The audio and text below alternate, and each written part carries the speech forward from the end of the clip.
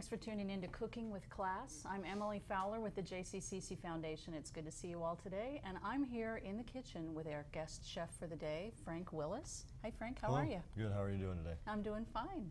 Frank is a recent graduate of the Pastry Baking Certificate Program here at the college, which is part of our culinary program. And I think you're going to be making some pretty wonderful pastry for us today. You That's want to right. tell us about it? Today I'm going to be making some chocolate eclairs. We're going to be starting off with a pot au choux base, which is just the cream puff shell. Then that's baked. We're also going to be making some pastry cream, just some vanilla pastry cream as the filling, and also some chocolate glaze for the top of them. Okay. So that sounds like one of my favorite things. All right. I'm excited. Let's get started. Okay, well, we're going to start off with 2 cups of water, also 1 stick plus 2½ tablespoons of butter. We're going to bring this to a boil. Okay. Just going to let that sit. We also have 2 cups of all-purpose flour and a pinch of salt. What we're going to do is let this boil. We're going to add all of the flour all at once as well as the salt. Let's go ahead and throw the salt in with the flour now. Okay. And once this boils, we're going to throw, like I said, all the flour and salt in. We're going to mix it up until it becomes kind of a paste. Then the paste is going to go into the mixer, let it cool off, add the eggs, and we'll start piping out some stuff from there. Okay. Now this is for the pot au choux that you mentioned. Right, right. Now that's the pastry part of the eclair, the Correct. breading part. That's the shell, yeah. Okay, so what does pot au choux mean? Does that have a meaning? I don't know the American translation, the English translation for it. It is a French term. It's just the shell, the paste. That holds all the good stuff. Right. Okay, good, Right. good deal. Alrighty, so once this boils, we throw in the flour and the salt. Correct. Then you mix it, you get it going, and you said you let it cool before you actually start Right. working with We're it. going to add, we've got 8 eggs out, or 10 eggs, I'm sorry, whole eggs over here. We want to let these come to room temperature. They're just going to add in even more easily. They're also going to make the dough puff more. So once we pipe it out on the shells, we're going, or onto the sheet pan rather, we're going to put it in the oven. They're going to puff up real tall. You'll see when we, after I pipe them out, there'll be kind of just a mound on the pan, and the steam from the water is going to actually make those puff up and create the hollow shell where we're going to fill in the pastry cream and then top with the glaze. Okay. Now you said you bring the eggs to room temperature before you add them to your pastry mixture. Right. So if you were to be setting this up at home, you'd want to crack your eggs into a bowl first, let them sit while you assemble all your other ingredients, while your water's boiling, things like that. Okay. And is that, if you add cold eggs, is that going to shock your dough or No, something? it's not going to be bad. It's just going to be, you're going to get more volume and a better product out of a room temperature egg. Everything in baking was going to be better with a room temperature egg. Okay, that's good to know. Yeah. All right. Take a look here. One trick also is when you've got butter in anything and you're trying to melt it, is just to cut it up into smaller pieces. Obviously, it's going to melt faster if there's less butter. You said this is 2 cups of water and 1 stick plus 2 tablespoons of 2½ butter. tablespoons. 2½ tablespoons. So if you can't remember that, folks, you can go to the website and look at the recipe that Frank is doing for us today. That's www.jccc.edu. Search for culinary. You'll go to the Hospitality Management Culinary website, and a link to the recipes will be available for you. Also, if you'd like to just watch Frank do this again sometime in your kitchen, you can order a DVD online, same address, or you can watch it online at video.jccc.edu. Watch it online anytime, 24/7. If you can't sleep at night, you can watch Frank make wonderful eclairs for us. While the water's boiling, just kind of give it a stir every now and then, make sure all the heat's distributed evenly. Okay. Another thing you're going to need with eclairs, or this is the same base if you were to make cream puffs, is a pastry bag, and these you can buy them at any grocery store. They come like cake decorating aisle, disposable pastry bags, and you'll need one of those or something similar in order to pipe out the shells. Okay. This sounds complicated. It's a lot easier than people may think it is. I mean, there's maybe a lot of steps, more than people are used to, but I mean, to make an eclair is a lot easier than people may think. That's great. It's pretty easy to do at home, and certainly an impressive thing for the home cook to do for a party or get together of some sort. Sounds good. Now, we mentioned you're a graduate of the pastry baking program here at the college. Is there something you learned in the program that you use every day that you could tell us about? Definitely efficiency. That's one thing you're just taught in culinary school in general, is just how to work efficiently and constantly be thinking about your steps in the kitchen and where you're going and how to get the things you need kind of in a circular motion so that you're not kind of wandering all over the kitchen, wasting time, steps. I mean, everything in the culinary world is very much based on time and how how quickly you can produce an item or how quickly you can turn out a product. So kind of have all your ingredients ready to go before you start the process. Exactly. That's a great tip for everybody. Plus, I mean, if you're in the middle of making something important and you don't have an ingredient, you have to go to the store, or you have to go, to another part of the kitchen to get it. You're kind of wasting a little bit of time, which isn't, the worst thing at home, but especially if you're out of an ingredient at home, it just makes things very difficult. Yeah, and if you don't have somebody to go, hey, get in the car and go get salt. Exactly. All right, so we've got our water and our butter boiling. We're going to add the 2 cups of flour and the pinch of salt. We're just going to add this all at once. Oh, wow. And I'm just going to stir this constantly now. And this is going to form a rough paste at first, and then it'll all kind of come together and smooth out. Okay. So stir it constantly, don't let it sit. All right. Once you've got the flour in there, you can kind of see it coming together and some of the lumps of flour are starting to come out. Oh yeah, that's really becoming tasty. Now you can see it's starting to pull away from the sides of the pan. It's pretty much ready at that point. All right, so that's it for the base itself, the water. We're going to take this off, turn your burner off. Okay. And we're going to put this into the mixer. And this is going to now cool down, and just mix it on low speed until you're ready to add the eggs. Okay.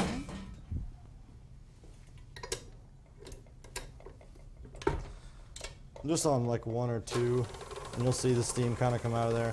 And you so can that check actually helps cool it to mix it. Right. And this will also help develop some of the structure with the flour. The gluten in the flour will become a little more developed and kind of give you a crusty shell for the base itself. Okay.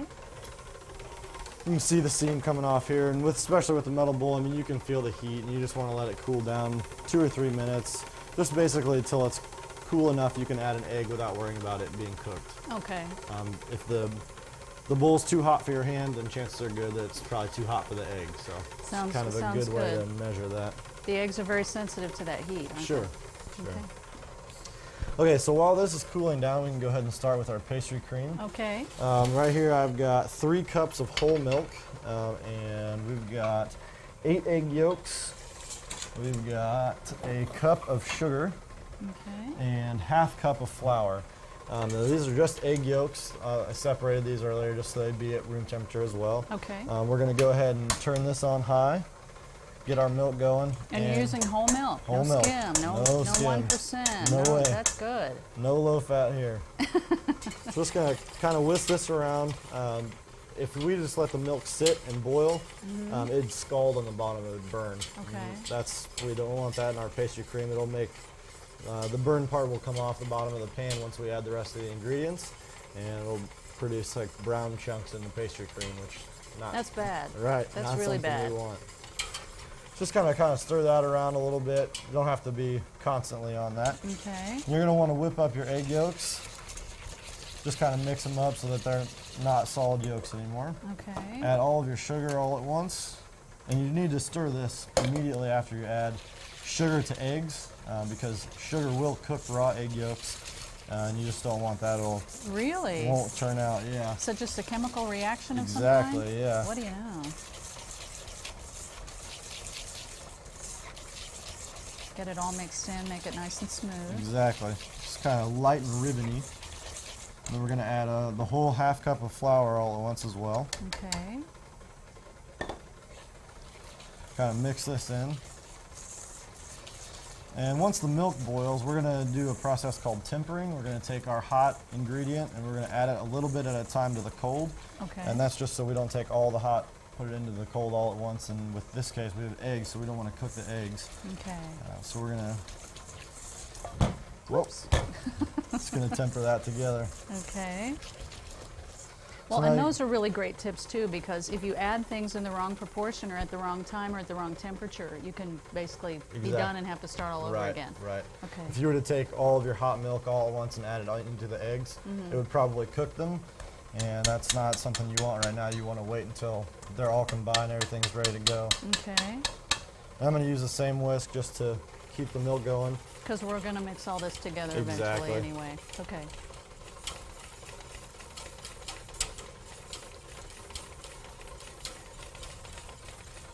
Getting nice and frothy there. Yeah.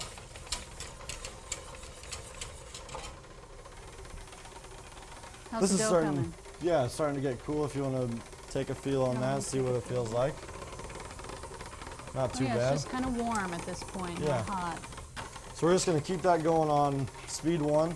Add 1 or 2 eggs at a time, nothing too much all at once. Okay. We're just going to let that mix, and we're not going to add any more eggs until the first 2 are combined. It's going to kind of look funny at first. The egg yolks are kind of going to be all over the paste, and then eventually this will all come together and start to smooth out, and then we're going to continue to add the 2 eggs at a time. That's great. Also keeping an eye on your milk. You don't want the milk to scald. So this is multitasking. That's what right. this is. That's right. It's a great lesson. That's another thing you learn in culinary school is how to multitask. That sounds good. All right, so our first 2 eggs are combined. Okay. Add our next 2.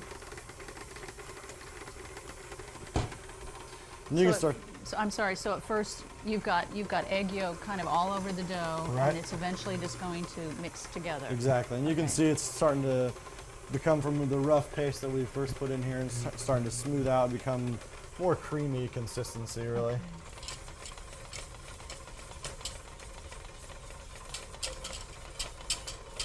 So how'd you know you wanted to be a pastry chef? Well, I started off in regular college in a couple different universities, and never really enjoyed the lecture classes, and always did better in sort of the lab classes and the hands-on stuff, and Yeah. had grown up cooking and just decided to pursue it. And once I got in it, it was a great experience. I really enjoyed it, and with the amount of time that the pastry program takes, it was perfect for where I am. Just coming, I had almost finished a degree and just needed to get something where I could get some experience and start to get a job going, Okay. and this just worked out really well for me. So, That's great. yeah. And the pastry program here on campus actually bakes every week, every day, and on Friday afternoons we have a pastry sale. So if you guys are out there and you're around College in Quivira, around 3 o'clock on Friday afternoons during the regular semester, so September through April, you can come in and buy some fresh pastry that's made by culinary students right here at the college. We actually only did the baking on Thursday. Oh, really? So Yeah. there's not stuff there that's from Monday. Okay, that Right. makes sense. Yeah, just the 2 days, Thursday and Friday. We Okay. do all the baking on Thursday, and then do all the finishing and some baking on Friday, Yeah. and then open up at 3 o'clock. That's great. Yeah. Because you guys have such a wide variety of We things do. that you make. Everything, breads and pastries and all kinds of different things.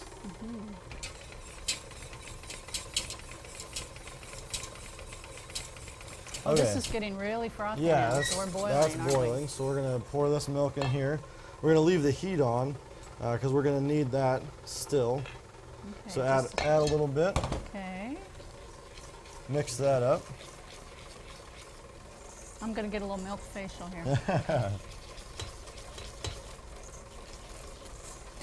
That's such a great color. Nice Yeah. pastel yellow. Very Looks nice. very restful. We're gonna add the rest of our milk now that this is tempered. So really that first addition just kind of helps bring the temperature up Exactly. gradually. It brings Okay. the two things to an equal temperature. Okay. Okay, so once we put this back on the heat, we can't ever stop stirring it because we don't want to cook the eggs either on the bottom or the side, whatever kind of heat source you're using. Okay. So we're going to pour all this mixture back into the same pan we were just using.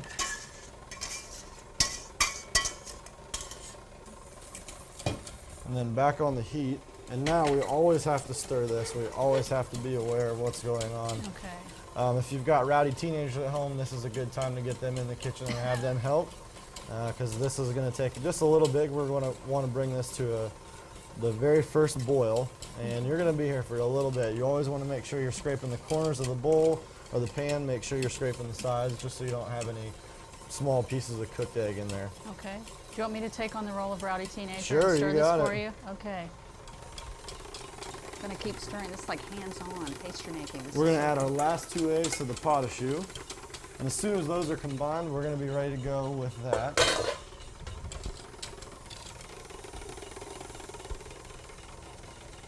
How am I doing? You're doing okay? great, and you can see that's starting to get a lot thicker It than when we is. started. It is Probably getting starting to get a little bit more difficult to stir. Mm-hmm. I can feel that. Yeah. All right, so our pot au choux is now ready. You can see it's real thick consistency. Oh, that's really creamy looking. Yeah. Yeah.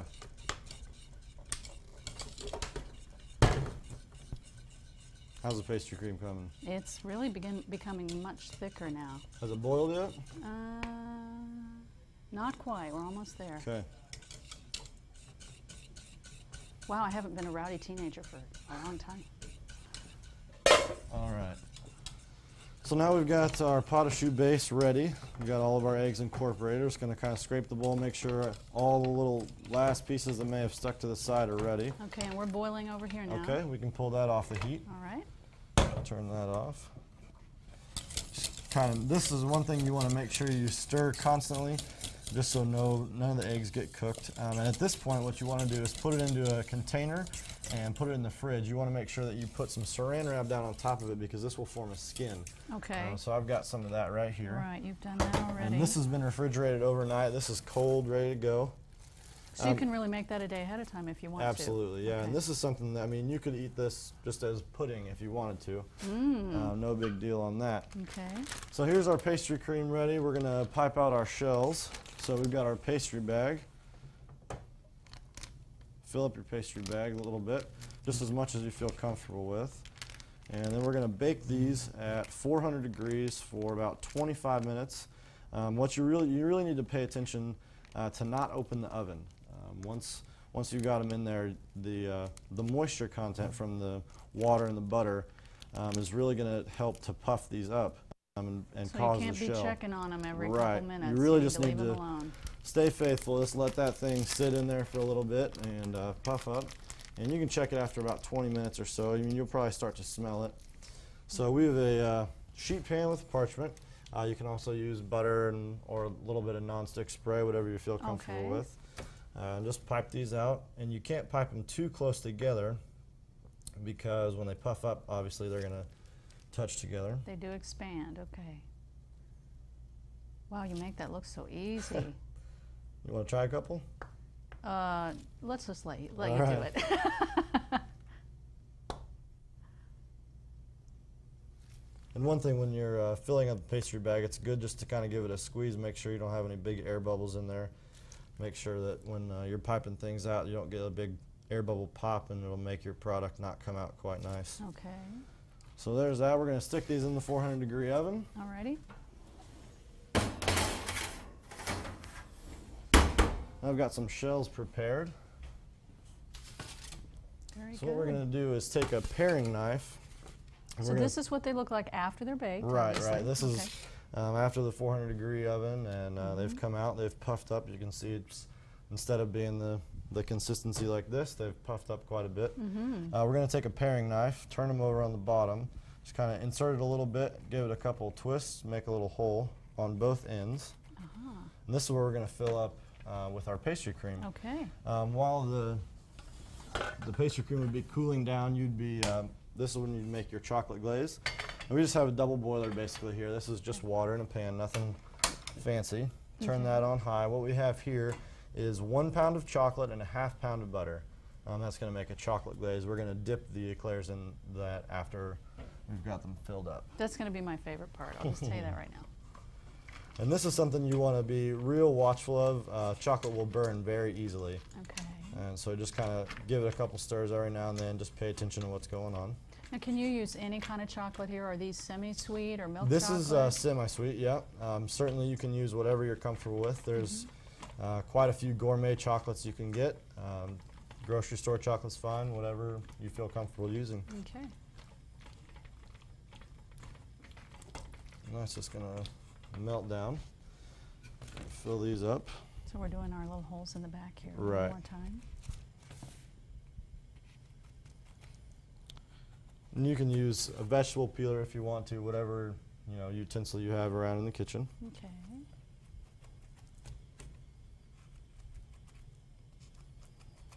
All right, we'll grab a pastry bag. Okay. One more pastry bag. Yeah, this is For the going to be pastry for cream? the pastry cream, yeah. We're going to just cut that off real small, and that way we can fill these things up. Okay. So this is going to be a smaller hole than what you used for the Right, actual pot of for the chute. pot of chute base, Okay. correct. Let me grab a spoon here. Okay.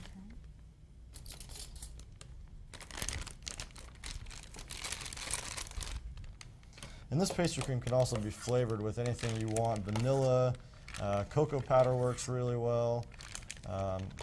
Any sort of like hazelnut extract, almond extract, okay. whatever you want to. Just kind of maybe a tablespoon or two at a time, and mix it in there with a whip. All right, so we got our pastry bag all full. Okay. Okay, wonderful. Wipe that on the edge. We'll come over to our shells. Just insert the pastry bag just a little ways into there. You can start to feel it expand a bit, and you should see some of the pastry cream start to come over to the other side where you've made your other hole. Okay. Because you want to get it as full as possible. That's 'cause exactly this is right. the good stuff. This is going to be your filling. Okay.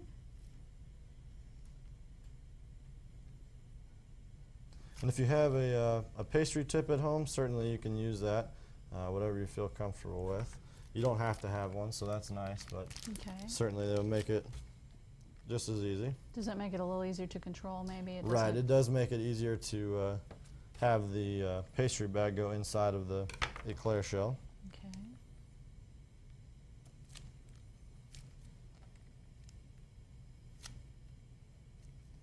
All right, and still continuing to keep an eye on our chocolate. It's hot. Multitasking as always. That's right. Okay. Grab a towel here. I want to remind everyone one more time, if you'd like to see the recipe Frank's doing today, or if you'd like to order a DVD copy so you can watch him in the kitchen, it's www.jccc.edu. Search for culinary. It'll take you to the Hospitality Management Culinary website. You can find a link to that information. All right, so our chocolate glaze is coming together. Okay. Excuse me for just a moment.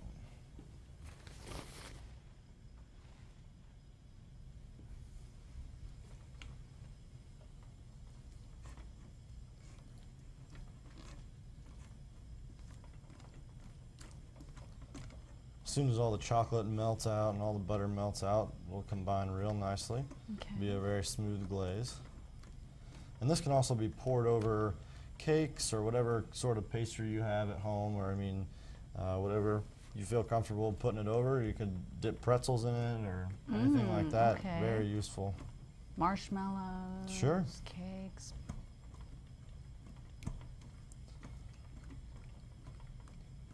Strawberries. Definitely. Fill up our pastry bag a little more. Okay.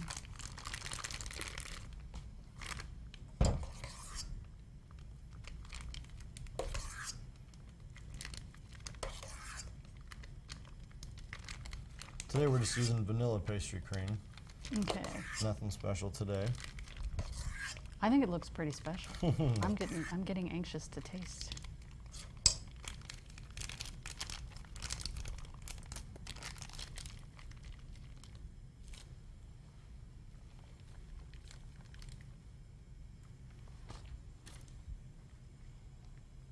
Now you said with the pastry cream you can make it ahead of time and you want to refrigerate it with that saran wrap over the top. Right. And that makes it a little easier to work with? Is it not quite as runny or as thin? You mean to put it in the To fridge put it in, overnight? yeah. Well, you just want to, because it's cooked, you just want it to cool down. Okay.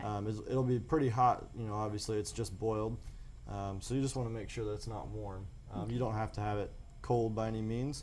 It does taste a little bit better cold. Okay. But you don't have to. All right. But the consistency is going to be about like this either way. Right. Okay.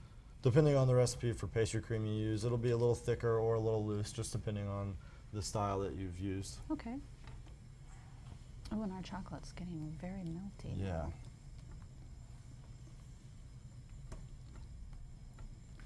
Just kind of make sure all the chunks come out. Okay.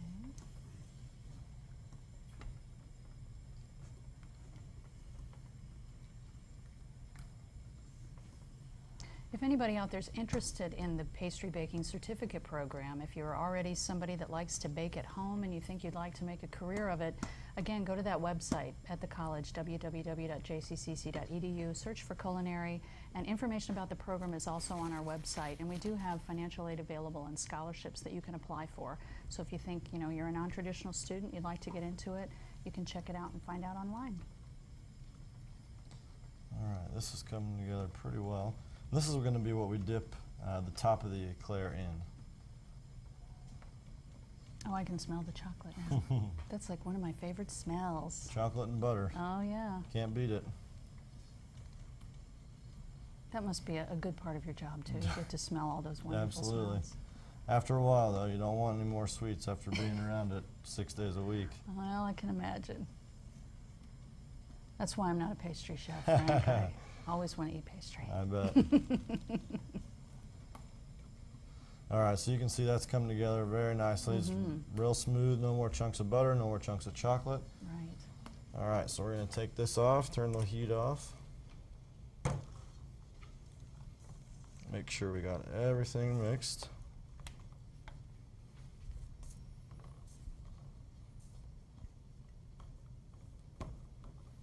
Okay, and then we're going to dip these in, and this will only take a little bit to set. Okay. Just kind of shake them off. Make sure you got all the drips off. Oh, wow. That looks so nice.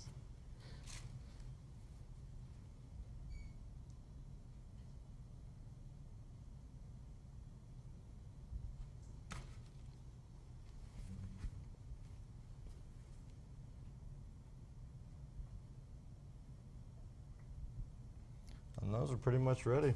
Those look beautiful. It's so shiny. Yeah. Those look absolutely beautiful.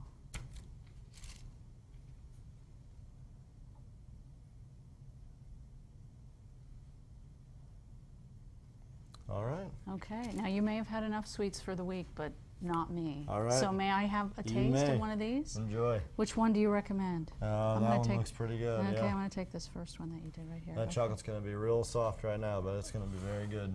Well, I have no doubt it's going to be excellent. Okay. Mmm. Good?